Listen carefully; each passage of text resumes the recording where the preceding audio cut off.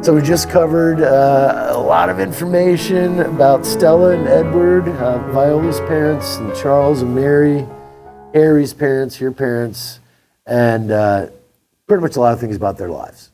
We've covered a ton. So we're now going to go to 2226 Drexel, your first home. And so you were born, just a little recap, you were born on November 24th, 42? Yep. Do you happen to know how the weather was? Did you hear anything about the day, the situation from your mom, that if the birth was okay, if, like, what do you know about when you were born? I don't. Hospital? I don't know. I know about my sister's, the weather when she was born, because it was a huge snowstorm. She was born December 16th, but I don't remember my mom saying anything about mine at all. And Jim was 11 years older than you, and Linda was 7 years older than you. Yes. When you were born. Yes. So as far as the house itself, like, what's one of your very first memories, period? Like, do you recall seeing a baby crib? Do you recall seeing, like, any, like, I know it's kind of hard to think of, but, like, what's one of the first flashes you have? Was it in the house? Was it outside? Was it... Well, I do remember the crib, because I was quite old sleeping in it.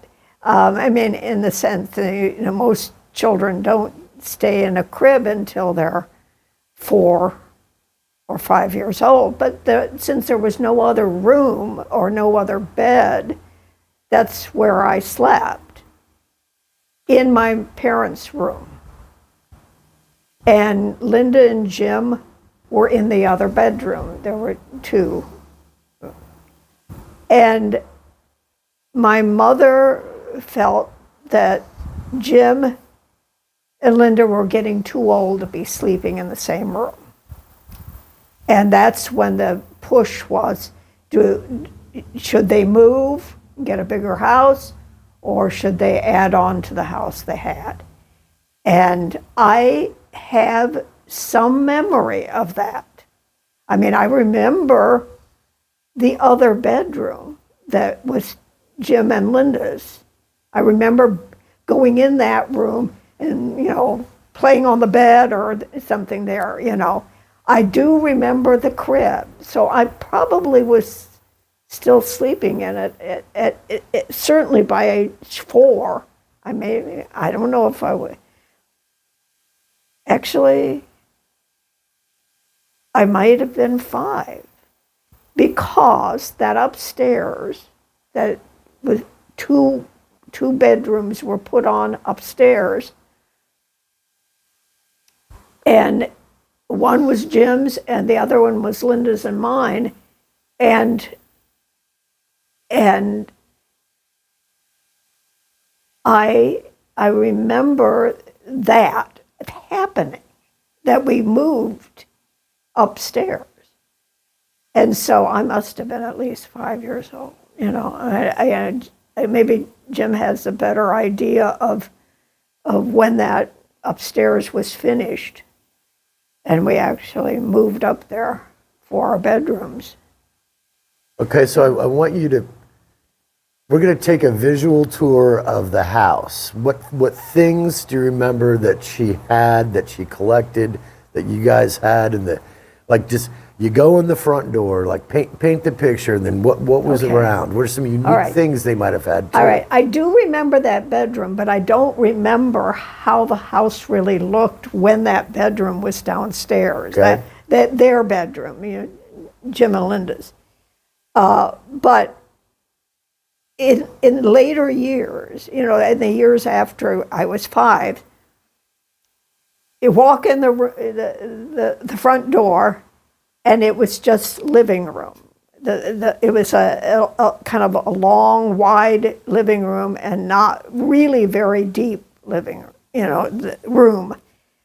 To the right was the stairway to go upstairs to those other bedrooms they had added. That had taken away their old bedroom downstairs, and it was turned into a closet on one side and the stairway up to the bedrooms. That was all built out of the previous bedroom that had been there, when they were younger. And then to the left, walk into the dining room, and off to the right of that dining room was a little hallway that led to the bathroom and my parents' room at the back of the house. And then if you stayed in the dining room, and walked toward the back of the house, it was the kitchen. And then the kitchen had a stairway down to a landing out the back door, and then turn to the right to go to the basement. That's the layout of the house. And the 2 bedrooms that were added on upstairs, it went up and toward the back of the house, so that when you looked at the house from the outside, the front had never changed in looks. But the back of the house had this dormer which had the two bedrooms, 2 large bedrooms upstairs. And there was never a bathroom put upstairs. There was a closet in the hallway for Jim's clothes, and then Linda and I had a closet in our room. But and then then we could look out to the side, to each side of the house and to the backyard from those bedrooms. Did you have any pets? My first pet was a parakeet. And what'd you name it? Andy. Don't know. Oh, at the time, I had seen a movie about Andrew Jackson. and read about Andrew Jackson. But I didn't have pets before. I had wanted to. I had known a neighbor that had dozens of cats, and she offered a kitten to me. And my mother said at first, okay. Then she decided, no, that wouldn't be a good idea. And it was good that she said no, because I'm extremely allergic to cats. So, it was good. Maybe she knew that, I don't know, but, she backtracked on that. And I know that, Jim had a dog, and my parents had dogs earlier, but we never had a dog. I mean, when I was little, there was no dog. And no cats, obviously. So I had to settle for a parakeet. So what was the yard and neighborhood like? What was around the house? Where would you hang out? What was kind of the whole setup of the area and the neighborhood? We were at the end of the Drexel when I was young. And there was a large wooded area across the street, off the side. We were at the end of the road, and then to the right was a dirt road. Drexel itself was paved, but the road that ran alongside of us, Abbott, was dirt. And it was dirt for a very long time. And on the other side of Abbott was this large wooded area, which was my place. I love that woods. What would you do back in the woods? Go exploring and find little ponds and catch tadpoles and try to raise them into frogs, and they died every year. Was there any animals that were around there that you came across in the woods or anything? No, not anything except, the things that would be in our yard, like squirrels and birds and things like that. But no large mammals or anything. Snakes found garter snakes, things like that, but no large large mammals or anything. So when you were like, let's say kindergarten, first grade, those years, what was the school's name? Do you remember? Irwin. It was Irwin. Yeah. So who were some of your very first good girlfriends, good guy friends, good friends when you were little?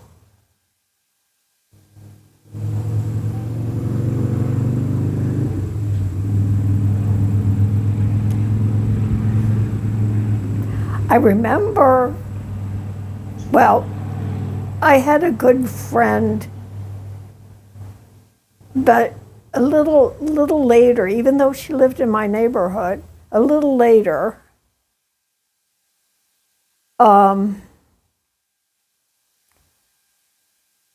my friend as a young child was Karen Botterin.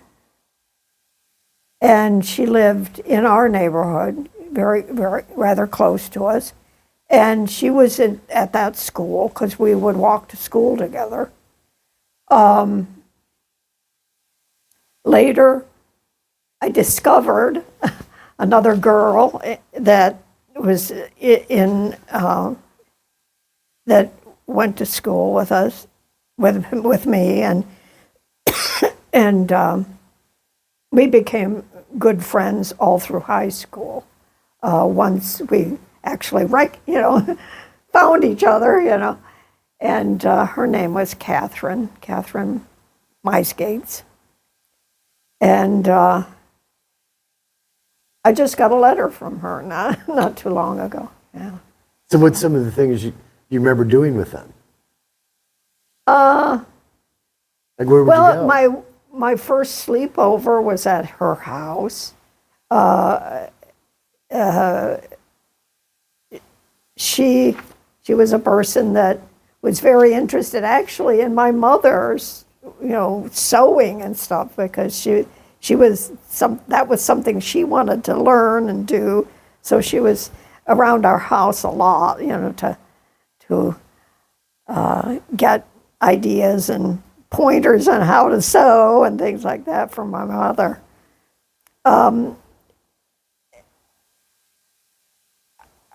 I remember a lot of my friends in grade school. I mean, their names and everything. I can see them in my head, but I don't think I was particularly close. Are there particular areas you would go and hang out? Like we go to Riviera Club here in Indianapolis. Where are some of the places that you go and just be kids, like in the neighborhood or around the area? The neighborhood. I mean, that immediate neighborhood that our house was in. I was good friends with people in that neighborhood, but they weren't, I don't know why, they wouldn't have been at my school, which seems I was trying to figure that out, because I was good friends with a boy down the block, but I don't remember him being, and maybe he was just in a different class. That's possible. Do you remember hearing of anybody getting hurt? Like kids are playing and then somebody got hurt and you happen to be there, any kind of big Well, moments? I did. I got hurt. Okay. I mean, well, I had a dog came out when I was maybe 4 or 5 years old. The dog came out from next door. I was playing with Karen Potterin, the girl I said I was very close to when I was really young. And the dog lived next door to her, so that dog had gotten very used to her being around. And the dog saw us playing and thought I was harming her in some way, because we were, I don't know, we were just jumping around, and the dog wanted to protect her. And so it bit me on the hip, and I had a snowsuit on and other clothes underneath that snowsuit. And the dog's teeth went all the way through. Wow. And, and broke, the skin underneath. Uh-huh.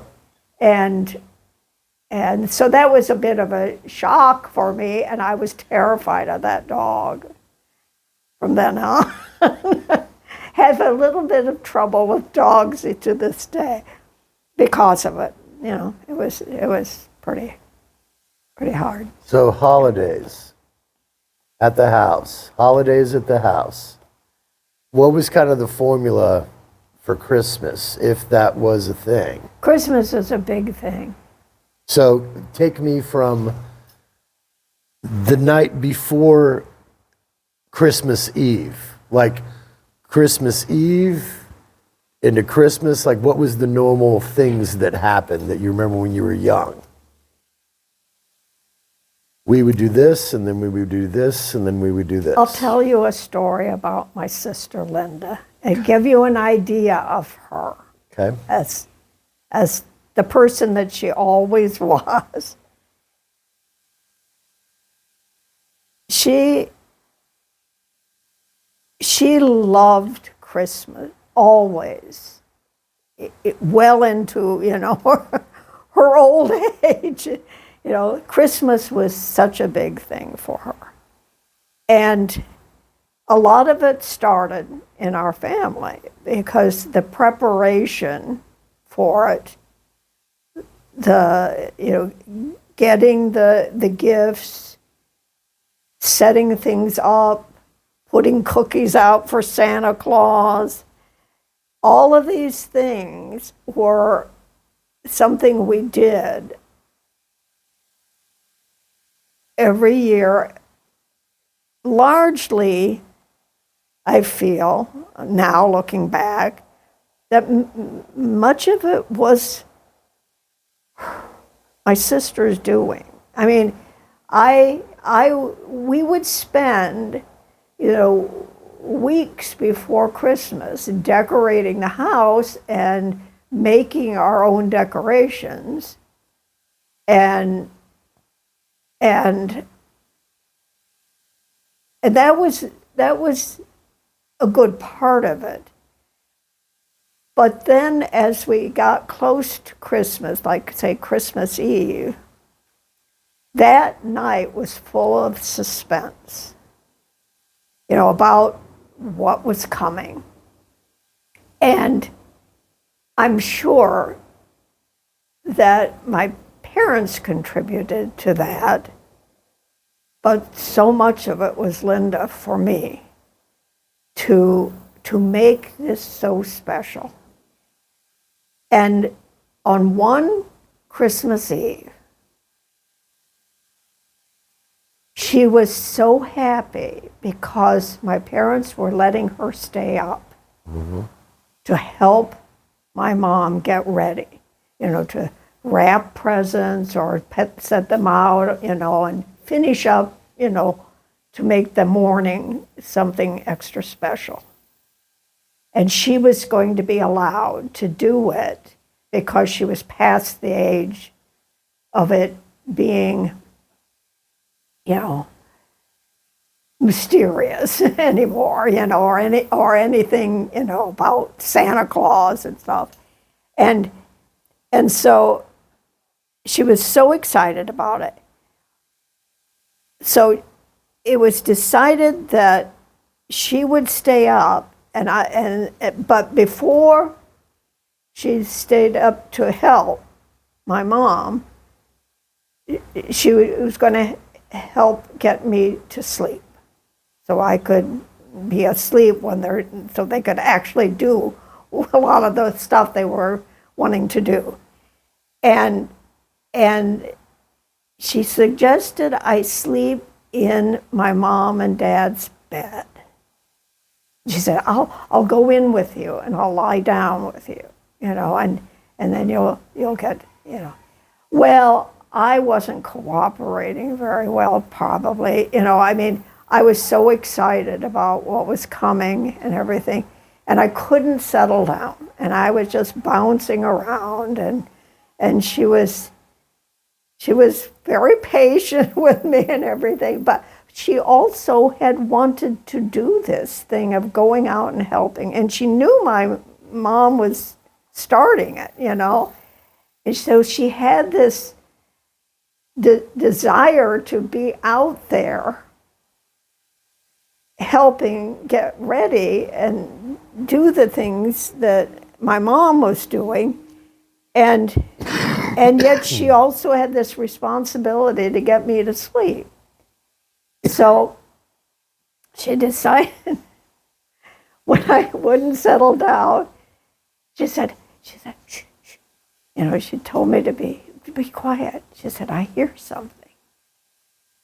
And because she had been saying, you know, you've got to settle down because Santa Claus is coming and Santa Claus won't come until you're asleep. We have to be asleep, you know. And she would pretend to be going to sleep too or something. I don't remember for sure about that, but and she said, but she, you know, she said, quiet down, you know, just listen.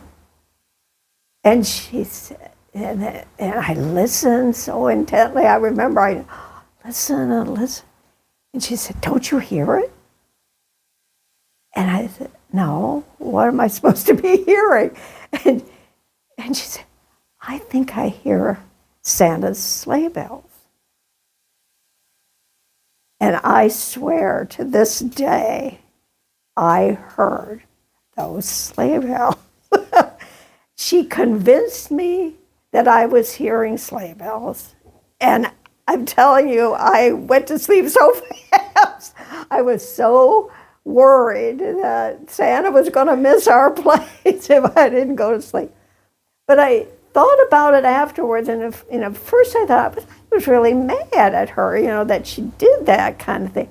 But then I thought about it again, you know, in later years, and I thought, what a wonderful thing she had done, because she had wanted to be out helping the grown-ups.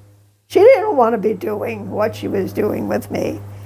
And yet, she did it, and she did it in a very, very nice way. Never got angry at me, never showed any inclination that to you know, say I wasn't cooperating or something, you know. There was nothing of that in it.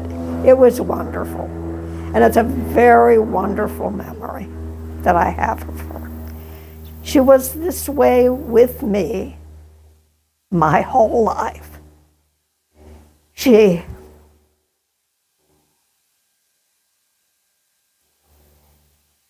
never, ever greeted me without joy at seeing me. Never. She always made me feel so loved. It was, I think I didn't return as much to her, I don't think, that she gave to me. That's kind of what big brothers and big sisters do. Kind of looking out for you. Well, she was the best, just as Jim has been the best big brother. So before we kind of glide past Christmas, what are some of the favorite presents you remember getting or giving? Dolls. Or giving as well? Oh. From your parents, to your parents, from your parents, to Jim? My parents never allowed presents given to them. Really? Christmas. No, Christmas was for kids. You never gave them anything? Never just surprised mom with something? Well, yeah, as an older person, maybe, but not as a kid. Okay. Not as a kid, no. Did they literally from Santa or from mom and dad? Oh, yeah. No, it wasn't from mom and dad. So what's everything was from Santa. Did you give each other presents? Yeah, sure. As far as the siblings, so what's some things that you remember Jim and Linda getting you, and what are some things you remember getting them, or some things that some items, like some things that you remember getting when you grew up. There was like when you got a bike, when you got a thing, when you got like what was, my Linda, the big thing for her in her childhood, I remember that, was to get a bicycle finally, because Jim had a bicycle, but it took a long time for her to get one. I know she always, she longed for a bicycle. And I think that they actually got a dog. I know the more about the gifts that they got. I think they got their dog King at Christmas time. Pretty sure they did. And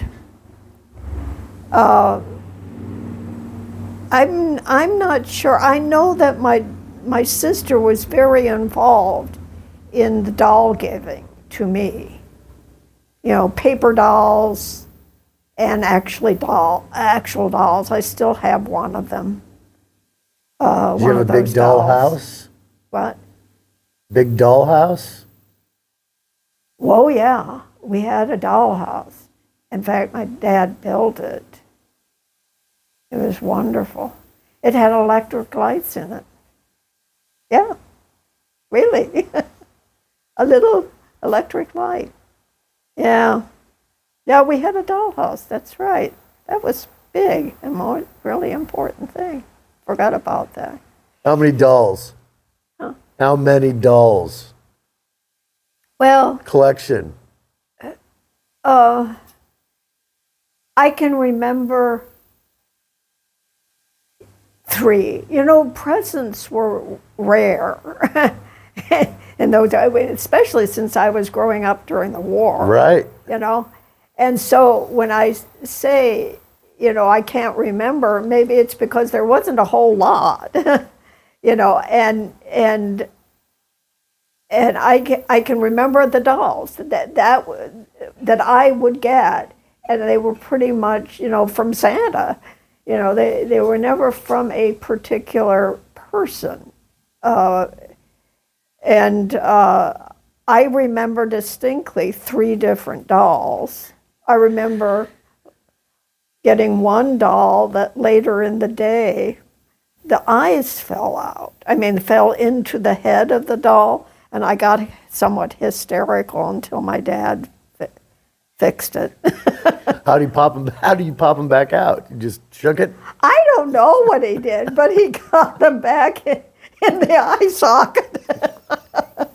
Yeah, I was pretty hysterical about that. I remember that doll, and I remember another one that I got. This is a little story about my sister. That I got another doll. I remember this other doll, but the year that my mother had already bought this doll, but I fell in love with a different doll at a store and had to have it. And they didn't know what to do because they had this other doll, And it was Linda's idea to put that doll away for next year and get the one that I really wanted, which is what they did. They put it away. And then Linda started working early before Christmas the following year, convincing me that I would, that I really wanted a doll that looked like the one they had already bought. And she did a good job. She convinced me I want that kind of doll, and so they already had it. But it was Linda that did that. She worked on me for probably a month before Christmas to convince me that the doll that this one isn't, that the doll was really a great doll. And point out all the good features of her. So with you and Linda in the kitchen with your mom, what are some of the things that she taught you guys about cooking, and what were some of your favorite things that she would make? Like my grandmother, every single meal that I was over there with my parents, she would make a side Tortino's pizza besides whatever was being made. Yeah. And I'd always have my little side Yeah, pizza. for a special. Yeah. So Yeah. what are some of those things your mom Well, would cook? And let's start off with Christmas time, since we were talking about that. What were some of the traditional? Was it just the normal traditional stuff? Was there anything else that was unique? no, it was the traditional stuff. You know, the cookies, the baking of cookies ahead of time and having those. Always had to have a few left for Santa, you know, on the piano. So anyway, yeah. Her baked goods, Or baked goods?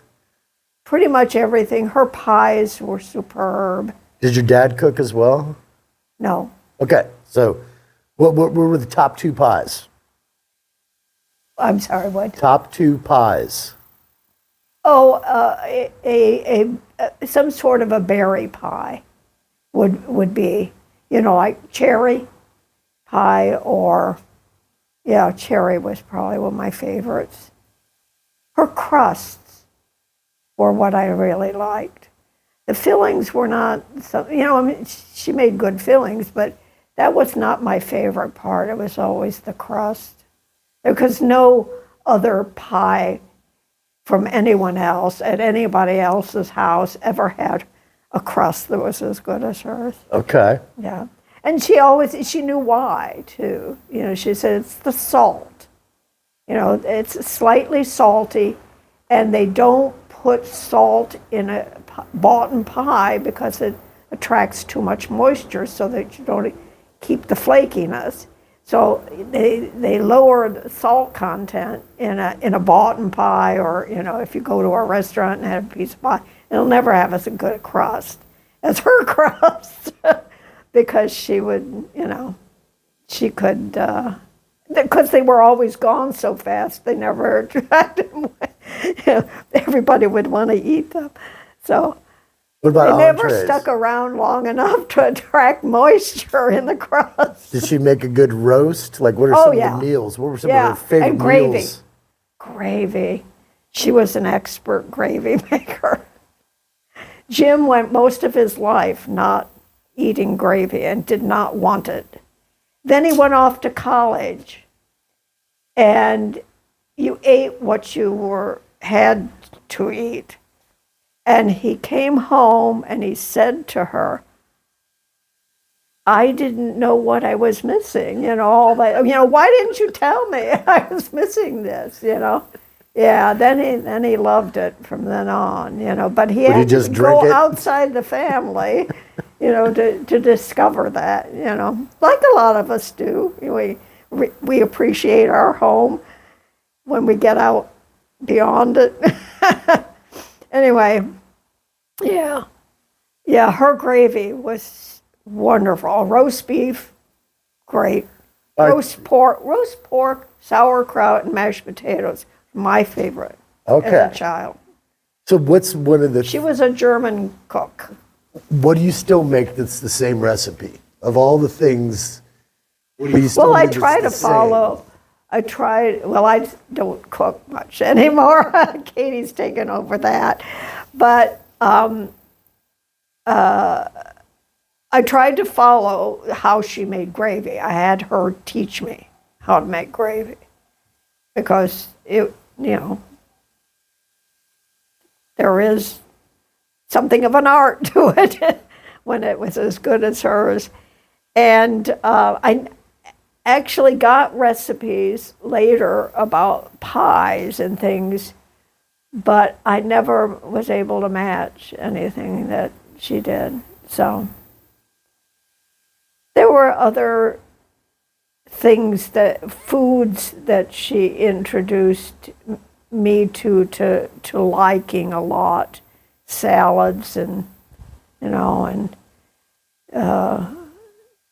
tomatoes. I don't know how she fixed those tomatoes that were from our garden, but they were just so wonderful.